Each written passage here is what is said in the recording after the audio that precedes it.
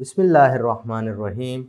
Assalamualaikum dear students. Welcome to the video lecture of Digital Summer Pack Grade 3 and we are studying Mathematics. Today we will solve General Assessment. इधर अगर आप देखें तो ये आपके पास multiple choice question दिए गए हैं, MCQs कहा जाता है प्यारे बच्चों इनमें। अब इसमें चार ऑप्शन है, चार ऑप्शन में से ओनली वन जो है वो करेक्ट है, ठीक है। तो आपने अब फाइंड करना होगा कि वो करेक्ट ऑप्शन कौन सी है। मैं कई सवाल आपको हल करके दूंगा, कई क्वेश्चंस को मैं आपको हिंट दूंगा ताकि आप खुद प्रैक्टिस करें। ये समर पैक है प्यारे बच्चों, आप जितना ज़्यादा खुद करोगे उतना ज़्यादा सीखोगे। इस जनरल असेसमेंट में आपने पूरे समर पैक में जो टॉपिक्स पढ़े हैं ना, उनमें से एक एक कोशिश की गई है कि आपको MCQs की शक्ल में रिवाइज करवा दिया जाए। बात समझ आ रही है? What comes between 2751 and 2753? तो भाई इन दोनों के दरमियान कौन सा नंबर आएगा? भाई 51 है और 53 है, तो दरमियान में ऑब्वियसली 52 आएगा, तो 2750। नेक्स्ट आप देखें, इन न्यूमरल्स 997 इज रिटन हैज। तो किस तरीके से लिखा जा सकता है 997 को? आपको पता है ये 100 होते हैं, ये 10 और ये 1, लिखो 997। तो कौन सी ऑप्शन ठीक होगी आपने सेलेक्ट करनी है। पार्ट 3 देखें, 99 इज द 2 डिजिट नंबर।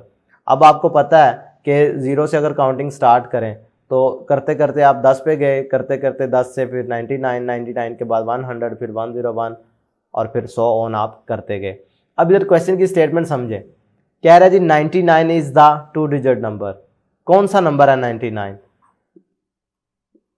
एक तो 10 नजर आ रहा है ना 2 डिजिट, एक 99, तो इन दोनों में से कौन सी ऑप्शन ठीक होगी इसके लिए? ये वाली या ये वाली? चॉइस मैं आप पे छोड़ रहा हूँ, लिख कर मैंने आपको समझा सारा दिया है। पार्ट 4 देखें, 19 in Roman number can be written as. 19 लिखना चाह रहे हो तो रोमन नंबर आपको पता है डिपेंड करता है I पे, V पे या X पे।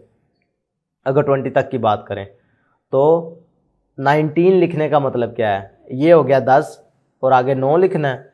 9 बनाने के लिए IX लिख दो तो क्या बन जाता है 19। इसका मतलब है A is the correct option.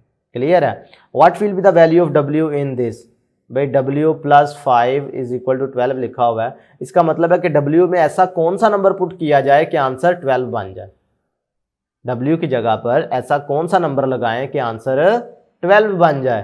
तो मैंने अपना जवाब दे दिया, अब आसानी समझ सकते हैं। पार्ट 6 देखें, if 2 addends are added the answer is called. भाई जब दो नंबरों को आप ऐड करते हैं तो उसके आंसर को आप क्या कहते हैं? बताया हुआ है मैंने।